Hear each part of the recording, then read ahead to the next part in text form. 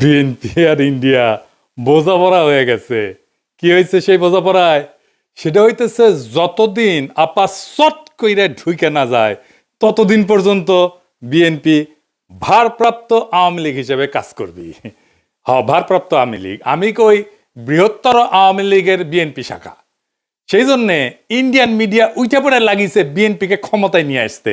Indian media খবর দেখে এটা, হ্যাঁ, আনন্দবাজার পত্রিকায় সে লিখিচ্ছে খালেদা পুত্রের সম্বল নয়াদিল্লির বন্ধুত্ব মুক্তিযুদ্ধ। কি লিখেছে সেটাও কালে গুরুত্বপূর্ণ। এনা পড়ে শোনায়, পুরাটা না, কিছু অংশ বিএনপির নেতাকর্মীরা আপনারাও শুনেন। ওটি লিখিচ্ছে মুক্তিযুদ্ধ এবং ভারতকে পুঁজি কইরা প্রায় 1.5 যুগ পরে দেশের মাটিতে পা রাখতে চলেছেন খালেদা জিয়া পুত্র তথা বিএনপির ভারপ্রাপ্ত চেয়ারম্যান তারেক রহমান। নভেম্বরে সমাজ মাধ্যমে তারেক লিখেছিলেন, এখনই দেশে ফেরার বিষয়ে সিদ্ধান্ত নেয়ার সুযোগ তার জন্য অবারিত এবং একক নিয়ন্ত্রণাধীন না। অনেকেরই প্রশ্ন, দিন 15-18 মধ্যে কি এমন হইল যে তিনি দেশে ফেরার ঘোষণা করলেন? বাস্তব হইল, মানে এখানে কইছে কেন দেশে ফেরার ঘোষণা করলেন, এটা কইছে এখানে বাস্তব হইল নয়াদিল্লির সমর্থন অনেকটাই নিশ্চিত করে ফেলেছেন বিএনপির ভারপ্রাপ্ত চেয়ারম্যান।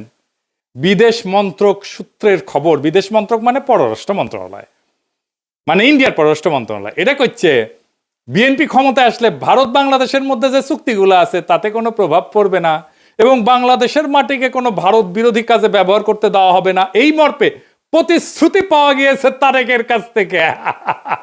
কি মজা! ভারতের গোয়েন্দা সূত্রের বক্তব্য, ঢাকাকে পাশে পেতে নয়াদিল্লিরও দরকার বিএনপিকেই, কারণ কর্মকাণ্ড নিষিদ্ধ হয়, ভোটে লড়তে পারছে না আওয়ামী লীগ। তাই বাংলাদেশে কট্টরপন্থীদের বারবারন্ত আটকাইতে পারে একমাত্র বিএনপি। নির্বাচনের মাধ্যমে খালেদার দল ক্ষমতাসীন হইলে বাংলাদেশে ভারত বিরোধী তৎপরতায় রাশ টানা যাবে। তাই আওয়ামী লীগের সঙ্গে সখ্য থাকা সত্ত্বেও অবস্থা বুঝে ব্যবস্থা হিসেবে তারেকের পাশে থাকতে হচ্ছে নয়াদিল্লিকে। মাশাআল্লাহ! তাইলে তারেক রহমানের দেশে ফেরার সিদ্ধান্তটা ঝুইলা ছিল ইন্ডিয়ার সাথে বোঝাপড়ায়। আমি নিউজটা বাইর হওয়ার পরে কয়েকদিন দেরি করেছি এপিসোড করতে। আরে ক্ষীণা আশা ছিল যে বিএনপি হয়তো এই সংবাদের প্রতিবাদ জানাবে, জানাইছে, জানায় নাই। তার মানে প্রত্যেকটা শব্দ এই নিউজের সত্য। আর একটা ইন্টারভিউ দেখায় সুবীর নন্দীরা চেনেন তো, উই আসলে রয়ের স্পোক্সম্যান, মাউথপিস। রজা বলতে চায় বাংলাদেশ নিয়ে, তারে দিয়ে বলায়। সে কি বলতেছে শুনেন। ভারত বাংলাদেশে কোন সরকার চাইবে? খুব সোজা উত্তর আমি তোমায় দিয়ে দিচ্ছি। Awami League is not in election, next best option is BNP, obviously not Jamaat. তারা অলরেডি 50 লাখ লোক নিয়ে জেহার টেয়াদের হুমকি দিচ্ছে। ফলে জামাত অবভিয়াসলি ইন্ডিয়া চাইবে না। অত অনেক কথা, ডিপ্লোম্যাটিক কথা বলে তো লাভ। কানেকশনটা হচ্ছে 71। আমরা একসাথে, আমার সৈন্য এবং মুক্তিযোদ্ধারা রক্ত ঝরিয়েছে, সেই সুবাদে Awami League. This is the historical fact. তো এই জায়গাতে হঠাৎ করে আজকে অন্য কিছু ডাইনামিক্স চলে আসবে, এটা তো আশা করাটাও ভুল। কিন্তু যে গভর্নমেন্ট আসবে তার সাথে ইন্ডিয়াকে তো ডিল করতে হবে। শুনেছেন তো? এইবার আরাটা দেখেন। তারপরে বিএনপি ভারতের পক্ষে এখন যে মুহূর্তে যতগুলো রাজনৈতিক প্রতিষ্ঠান আছে তার মধ্যে বিএনপি সব থেকে বেশি প্রো ইন্ডিয়া স্ট্যান্ড নিতে শুরু করেছে এবং বাণিজ্যের জন্য সহায়তা করবে বলছে। এখন এই অবস্থায় বিএনপির সাথে জামাতদের ঝগড়া হয়ে গেছে এবং জামাতকে তারা অত আসন দিতে চাইছে না।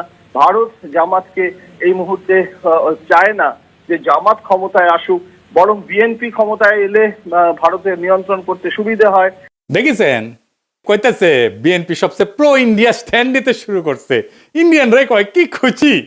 এইটা তো গেল ইন্ডিয়ান মিডিয়ার কথা। দেশে আবার ইন্ডিয়ার দুটা মিডিয়া আছে না, পন্দের আলো আর দিল্লি স্টার। এদের ডাকিছে বিএনপি তারেক রহমানের স্বদেশ প্রত্যাবর্তনের বিষয়ে আলোচনা সবাই। হ্যাঁ, উনি পন্দের আলো যাবি না তা তো হয় না, তাই না? ওই যে কারণ আছে না, কারণ ওইটা একটা গান আছে না, আলু আমার আলু ওগো আলুই ভুবন ভরা। ওরা যেটি দেখে সেটি আলু ছাড়া আর কিছু দেখে না। পুন্দের আলু আর প্রথম আলু। বাঙ্গু বাটপাটদের শিরোমণি মতিউর রহমান কি কইছে শুনেন। আমি ব্যক্তিগতভাবে এটা মনে করি যে দেশে একটা রাজনৈতিক শূন্যতা রয়েছে, চলছে, এটা একটা বিপজ্জনক।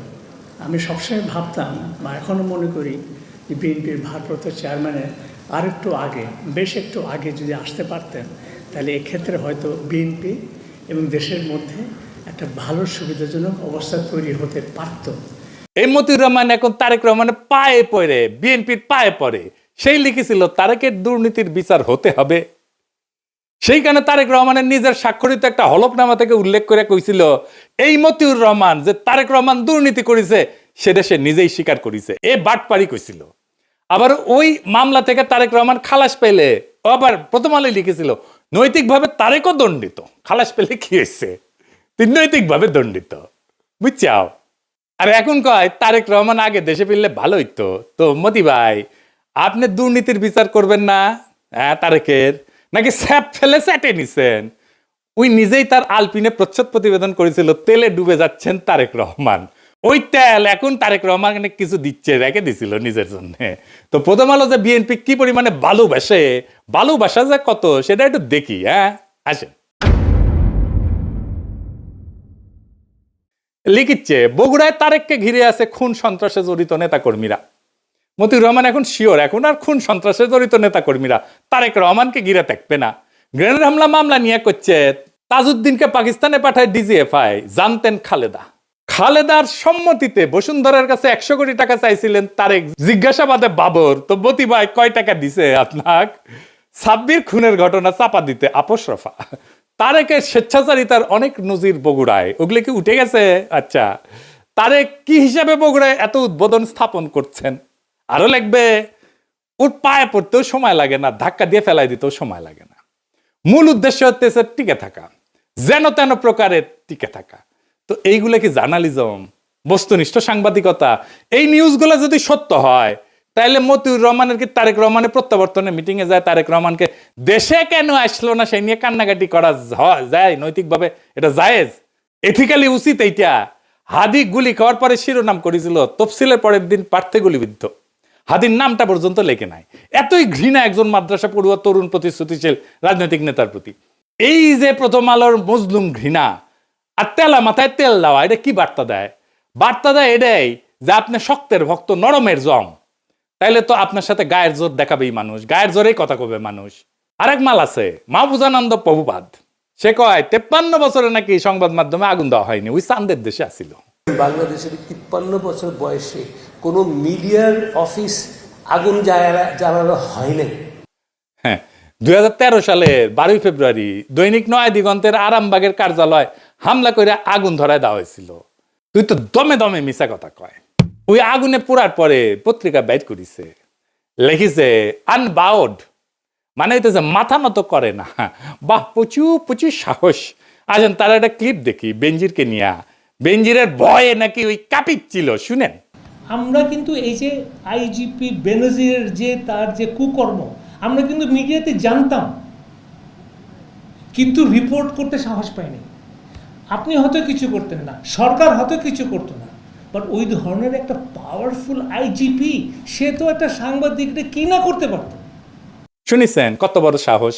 মাইনে নিলাম যে ওই ভিতু, তো তাইলে কি ওই পত্রিকার স্লোগানে journalism without fear or favour লেখার নৈতিক অধিকার আছে?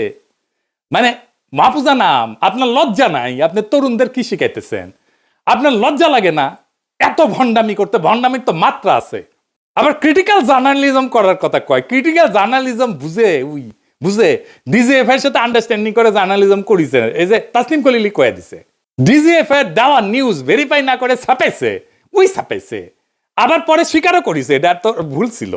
তুমি যদি আমাকে জিজ্ঞেস করো আমার সাংবাদিক জীবনে, এডিটরের জীবনে ওটা হচ্ছে একটা বিরাট ভুল। আমি ভুল করেছি। ওই সময় ডিজিএফআই এর দেওয়া নিউজ আমার ছাপানো উচিত হয়নি। ইট ওয়াজ এ ব্যাড এডিটোরিয়াল জাজমেন্ট। আমি ভুল করেছি। শুনেছেন, আমি কইছিলাম এই ডেইলি স্টারের জার্নালিজম নিয়ে 100 ঘন্টার এপিসোড করা যায়। গতকাল আমি একটা পুরানা ভিডিও দিছি, দেখেছেন না সবাই? অনেক দিন তো হইল। জবাব দিছে ডেইলি স্টার, আমার উত্থাপিত প্রশ্নের জবাব দিছে নাকি এরা জবাব দিয়ে তার উর্ধে মিডিয়া? এরা সার্বভৌম একটা অথরিটি হইছে, সবকিছুর উর্ধে, ওরা কেউ প্রশ্ন করতে পারবে না। তো আসলে আসেন, এই যে দুইটা গণমাধ্যম, এই যে দুইটা প্রথম পন্দের আলো আর দিল্লি স্টার, এটা কি গণমাধ্যম? গণমাধ্যমের ভূমিকা বুঝতে হলে আমাদের দুইটা জিনিস বুঝতে হবে, ট্রুথ এবং ফ্যাক্টস। সত্য কি এবং ঘটনা কি। ফ্যাক্টস হইতেছে মানে ঘটনা হইতেছে আমরা পরিষ্কার যেটা দেখছি হাদিস জানা যায় লাখ লাখ মানুষ হয়েছে না, 10 থেকে 15 লাখ মানুষ হয়েছে, আমরা সবাই দেখছি কয়েকদিন আগের ঘটনা। কিন্তু জানাজার ট্রুথ, সত্য তৈরি করা ট্রুথ মেকিং মেশিন কি? পুন্দের আলো আর ডেইলি স্টার। আমরা চোখের সামনে দেখলাম 10 থেকে 15 লাখ লোক। দিল্লি স্টার লিখেছে শয়ে। আজকের ঘটনা যদি ইতিহাসে আদৌ স্থান পায় তাহলে এটা স্থান পাবে পুন্দের আলো দিল্লি স্টারের বিবৃতিতে কি আছে সেটা দিয়া। দিল্লি স্টার লিখছে শত হাজার না, লাখ না, শত ওই যে হাদি না, একজন প্রার্থীকে লিখেছে। এটাই থেকে যাবে ইতিহাসে। আমাদের আবেগ হাদিকে নিয়ে আজকে যে এটা 50 বছর পরে সেটা থাকবে না, কারণ আমরা অনেকেই থাকবো না, অনেকে জানবেই না এই ঘটনা। তখন থাকবে এই পত্রিকার ট্রুথ যেটা লিখেছে ওরা। পুন্দের আলো আর দিল্লি স্টার কোনো মিডিয়া প্রতিষ্ঠান নাই, এগুলো হইতেছে জনগণের যে কর্মকাণ্ড, আমাদের যে পাবলিক রেকর্ড, এগুলোর কাস্টোডিয়ান। আমাদের দৈনিক, আমাদের যে বাস্তবতার উপাখ্যান, এইটা রচনা করে পুন্দের আলো আর দিল্লি স্টার। এটার একটা শক্তিশালী প্ল্যাটফর্ম। তাদের মতো করে যেইটা পুন্দের আলো আর ডেইলি স্টারের নিজের চিন্তার, নিজের জগতের বাইরে, সেটাকে সে বাদ দিয়া দেয়। হাদি নামি আসে না, প্রার্থী হইয়া যায়। শয়ে হয় মিলিয়নের বদলে। এইভাবে সত্য নির্মাণ করে এই মিডিয়াগুলা। সত্য কিন্তু কখনো নিরপেক্ষ না, সত্য সবসময় একটা মতাদর্শিক নির্মাণ। তাইলে এই পুন্দের আলো আর দিল্লি স্টার কার পক্ষে সত্য নির্মাণ করে, কার স্বার্থ রক্ষা করে, সবাই জানে, সব সুতিয়া জানে। এই প্রশ্নের উত্তর জানে না এরকম কেউ নাই, কিন্তু বলবে না। ও বলতে হইলে তখন এই লোকদেরকেই বলতে হয়। নিকা বসার আগে ইদ্যৎকাল বলে একটা জিনিস আছে, আপনারা ভালো জানেন। তাইলে এই পুন্দের আলো আর দিল্লি স্টারের ভাতার আওয়ামী লীগের সাথে বিচ্ছেদের পরের ইদ্যৎকাল শেষ হওয়ার আগেই বিএনপির সাথে কেন নিকা বসলো? কারণ এই দুইটা পত্রিকায় ফ্যাসিস্ট শক্তির সহযোগী ছিল।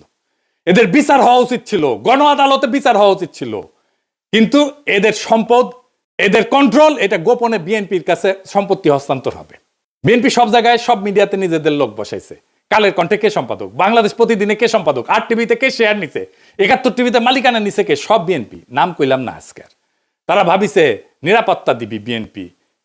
খারান আইসেনি, আমি না ঘোড়ায় আসবো, ঘোড়ায়। আপনাদের জন্য আসার আমার টাইম নাই। এডিটর সাহেব ঘোড়ার হাসিটা দেন। যাদের প্রোটেকশনের আশায় আছেন তাদের কয়টা ক্লিপ দেখাই। মির্জা আব্বাসরে দেখেন।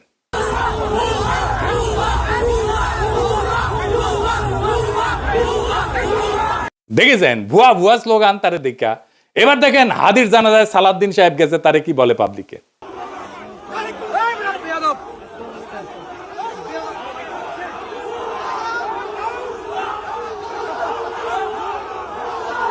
দেখেছেন এটিও ভুয়া স্লোগান। এবার দেখেন ফিরে যেতেছে সালাউদ্দিন, সেটিও দেখেন কি ভুয়া স্লোগান।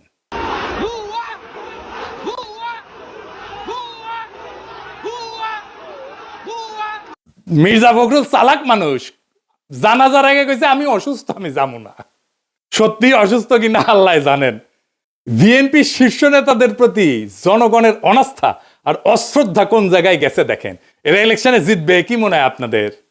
এই অন্তর্বর্তীকালীন সরকার গণমাধ্যমগুলোর ফ্যাসিস্ট ভূমিকা এবং তাদের নেতৃত্ব প্রদানকারী চরিত্রগুলোকে বিচারের আওতায় আনতে ব্যর্থ হয়েছে। শুধু ব্যর্থ হয় নাই, তাদেরকে আশ্রয় দিছে, প্রোটেকশন দিছে, তাদেরকে এম্পাওয়ার করছে। প্রফেসর ইউনূস দেখে এদের সাথে বসে কথা বলে, সাক্ষাৎকার দেয়। এই কারণেই জনতা শাস্তি দেওয়ার কাজটা নিজেদের হাতে তুলে নিতে বাধ্য হয়েছে। হাদির জানাজা প্রমাণ করছে জুলাইয়ের আগুন নেভে নাই, বিপ্লবী ছাত্র জনতা ঘরে ফিরে যায় নাই। জুলাই বিপ্লবকে এই জন্য হয়েছিল যে এক ফ্যাসিস্ট শাসকের জায়গায় আর একটা ভারপ্রাপ্ত ফ্যাসিজম বসবে। আওয়ামী লীগের জায়গায় ভারপ্রাপ্ত আওয়ামী লীগ হয়ে বসবে বিএনপি, যার গ্যারান্টার হবে নয়াদিল্লি। সেই জন্য তো হয় নাই। কিন্তু বিএনপি কি করলো? তারা বিপ্লবের আগুনকে নেগোসিয়েশনের কয়লায় ফেলে দিল, ক্ষমতার কয়লায় ফেলে দিল। তারা ছাত্র জনতার রক্তকে জিও পলিটিক্যাল কারেন্সি বানাল। এইটাতে বিএনপি শেষ হয়ে যাবে। এই দেশের মানুষ একটা জিনিস সহ্য করতে পারে না, সেটা হইতেছে বেইমানি। বিএনপি জনতার সাথে, শহীদের রক্তের সাথে বেইমানি করছে, বিপ্লবের সাথে বেইমানি করছে। আওয়ামী লীগ ক্ষমতায় ছিল ইন্ডিয়ার জোরে, এখন বিএনপি ক্ষমতায় আসতে চায় ইন্ডিয়ার সাথে বোঝাপড়ায়। দুইটারই একই রোগ, শুধু উপসর্গ বদলাইছে। আর মানুষ সেটা বুঝে গেছে। হাদির জানাজায় প্রমাণ করছে জুলাইয়ের আগুন নেবে নাই, ছাত্র জনতা ঘরে ফিরে যায় নাই। ওরা কাউকে ম্যান্ডেট দেয় নাই, না ভারতকে, না বিএনপিকে, না মিডিয়ার সত্য বানানোর মেশিনকে। এই কারণেই কইতেছি বিএনপির পরাজয় আসবে ভোটের দিন না, পরাজয় শুরু হয়ে গেছে নৈতিক জায়গা থেকে। যেই দল বিপ্লবের সঙ্গে বিশ্বাসঘাতকতা করে সেই দল ক্ষমতায় যাবে না, গেলেও টিকে থাকতে পারবে না। ক্ষমতায় যাক বা না যাক, ইতিহাস তাকে ক্ষমা করবে না। জুলাই কোনো ইন্টারভেল না, জুলাই কোনো সিনেমা না, জুলাই কোনো পিকনিক না, জুলাই কোনো দর কষাকষির বিরতি না। জুলাই ছিল এবং থাকবে ভারতের সাথে বোঝাপড়া আর দেশি ফ্যাসিজম, দুইটার বিরুদ্ধেই জুলাই জিন্দা থাকবে। এই সত্য যতদিন থাকবে ততদিন বিএনপির এই বোঝাপড়াই তাদের সবচেয়ে বড় রাজনৈতিক আত্মঘাতী সিদ্ধান্ত হয়ে থাকবে। পরাজয় শুরু হয়েছে, ওই বিশ্বাসঘাতকতার দিন থেকে পরাজয় শুরু হয়েছে। জুলাই শেষ হয় নাই। জুলাই বিশ্বাসঘাতক কাউকে ক্ষমা করবে না। ইনকিলাব জিন্দাবাদ।